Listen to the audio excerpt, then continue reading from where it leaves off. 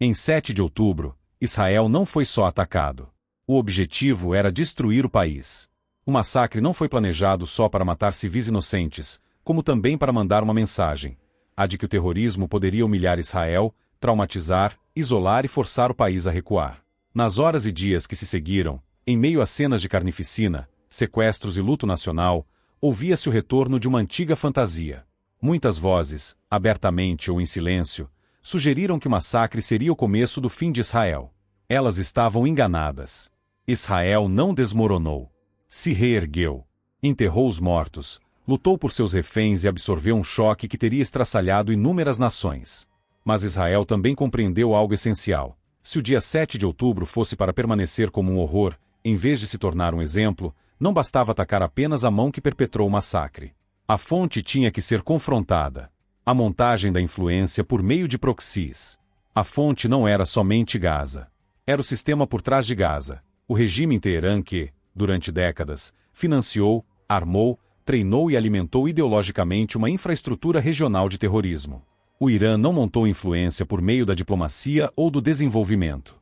Montou por meio de proxies, milícias, chantagem, guerras sectárias e o deliberado enfraquecimento de estados soberanos. É por isso que a decisão do primeiro-ministro Netanyahu, juntamente com o presidente Donald Trump, de confrontar o Irã não foi imprudência. Foi coragem. Imprudência teria sido absorver o 7 de outubro, falar de resiliência e deixar intacta a máquina que possibilitou tamanha barbárie. Imprudência teria sido punir os executores, deixando os arquitetos ilesos. Imprudência teria sido deixar Teherã continuar acreditando que poderia armar milícias, aterrorizar vizinhos, desestabilizar capitais, sem nenhuma consequência, como se nada tivesse acontecido. Netanyahu e Trump provaram o contrário. Na realidade, o que aconteceu foi o oposto. A decisão política foi acertada. A estratégia foi clara. E os resultados militares foram reais. Os ataques israelenses e americanos não produziram apenas simbolismo, reduziram capacitação, interromperam cadeias de comando, diminuíram o alcance da guarda revolucionária e acabaram com a ilusão de que esse regime era intocável. Por tempo demais, os governantes do Irã achavam que as democracias hesitariam eternamente e confundiriam medo com prudência. Netanyahu e Trump provaram o contrário.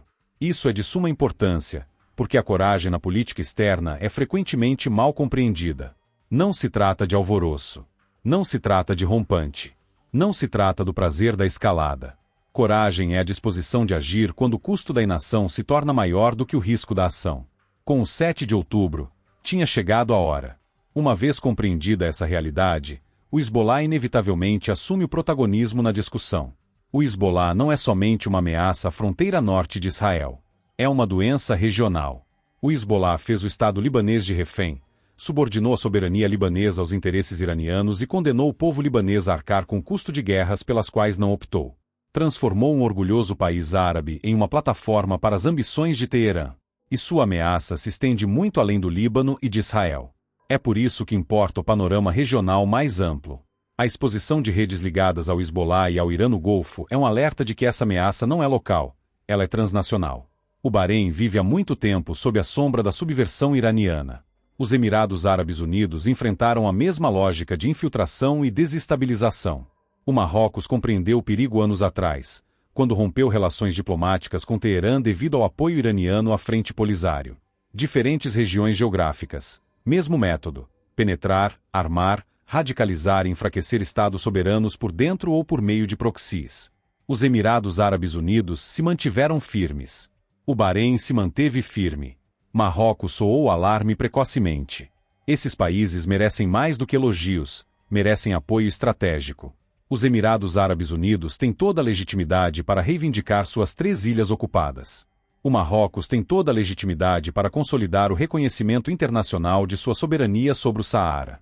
E o Bahrein, um reino na linha de frente que se manteve firme quando outros hesitaram, merece apoio econômico e estratégico significativo, à altura do fardo que vem carregando. Esses países precisam ser reconhecidos pelo que representam.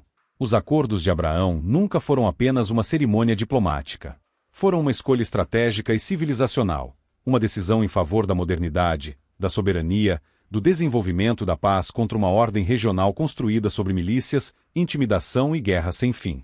Este conflito não mudou essa escolha. Ele a testou e a confirmou. Esse talvez seja um dos fatos políticos mais importantes que emergem desta guerra. A verdadeira divisão no Oriente Médio não é mais aquela divisão antiga que muitos continuam repetindo por hábito. Não se trata simplesmente de árabes versus israelenses. Trata-se de uma disputa entre os que querem estados funcionais e os que prosperam em estados colapsados, entre os que constroem e os que chantageiam, entre os que escolhem a ordem, a prosperidade e a coexistência e os que glorificam a revolução e o conflito sem fim. O papel de Israel nesse confronto deveria ser honestamente reconhecido. Israel é um pequeno país em uma vizinhança brutal. Ainda assim construiu instituições soberanas de extraordinária resiliência. Sua força não é inesperada.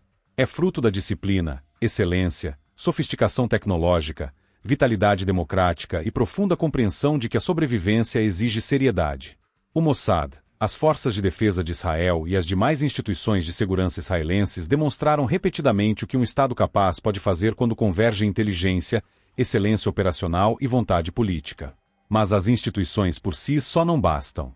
Grandes forças armadas e grandes serviços de inteligência não podem cumprir sua missão se os líderes políticos forem tímidos demais para agir.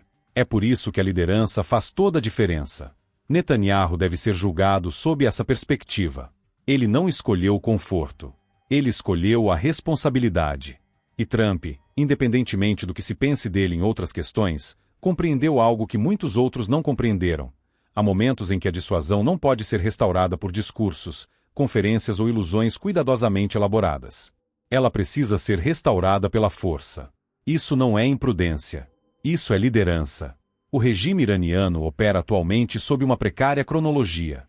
Isso não significa que ele desaparecerá amanhã. Ditaduras frequentemente sobrevivem mais do que o esperado. Mas algo fundamental mudou. A aura de inevitabilidade desmoronou. A imagem de invulnerabilidade foi despedaçada. O medo começou a mudar de lado. O regime ainda possui prisões, propaganda, armas e fanáticos. Mas não possui mais o mesmo mito de poder intocável. O próximo capítulo deve, portanto, ser preparado com sabedoria. Não contra o povo iraniano, mas com ele. Em vez de nutrir ódio contra o Irã, devemos nutrir esperança em um Irã transformado. O povo iraniano não são os ayatolás. São as primeiras vítimas de um regime que humilhou sua civilização, esmagou suas liberdades e desperdiçou a grandeza de sua nação com terrorismo, corrupção e guerra ideológica. Após 7 de outubro, Israel tinha todos os motivos para permanecer mergulhado no luto e na defensiva. Mas não, escolheu um caminho mais desafiador: confrontar a fonte do terrorismo. Isso não foi imprudência. Foi coragem. E a história poderá registrar que, quando tantos previam o fim de Israel, Israel, ao contrário, ajudou a iniciar o fim da ordem terrorista de Teherã.